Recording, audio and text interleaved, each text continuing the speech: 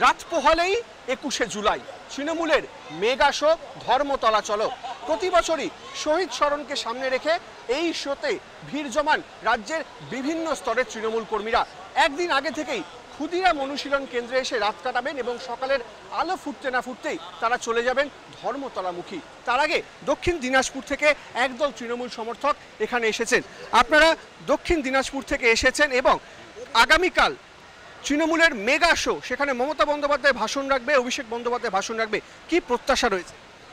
আমাদের অনেক প্রত্যাশায় আছে দিদি, আমাদের যা দিয়েছেন নতুন করে চাওয়ার কিছু নেই।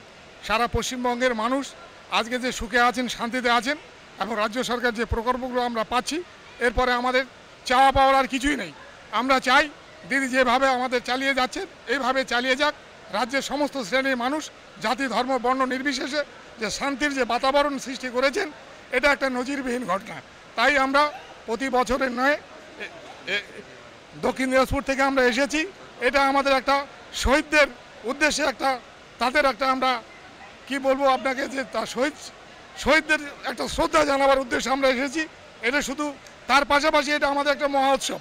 পশ্চিমবঙ্গের বিভিন্ন জেলা থেকে যত মানুষ আসে আমরা একটা মহোৎসবের মতো পালন করি। আমরা এইটুকুই প্রত্যাশা করি দিদি যেটুকুই বলবেন সেটাই আমাদের কাছে অনেক কিছু। অর্থাৎ মমতা বন্দ্যোপাধ্যায় যেটা বলবেন এখনো পর্যন্ত তৃণমূলে সেটাই শেষ কথা।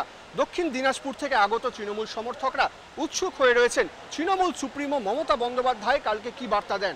সামনেই ২০২৬-এর বিধানসভা নির্বাচন, তার আগে দ্বিতীয় শেষ ২১শে জুলাই আগামীকাল আয়োজিত হতে চলেছে। এখান থেকে মমতা বন্দ্যোপাধ্যায় বার্তা বয়ে নিয়ে যাবেন সুদূর দক্ষিণ দিনাজপুরে, ছড়িয়ে দেবেন গ্রাসরুট লেভেলের কর্মীদের মধ্যে। এখন দেখার মমতা বন্দ্যোপাধ্যায়ের মুখ থেকে কি বাক্য বেরায়, মমতা বন্দ্যোপাধ্যায় কি দিক নির্দেশ করেন। ক্যামেরায় গোবিন্দ দলুয়ের সঙ্গে শঙ্খদীপ মুখোপাধ্যায়, বিগ নিউজ, কলকাতা।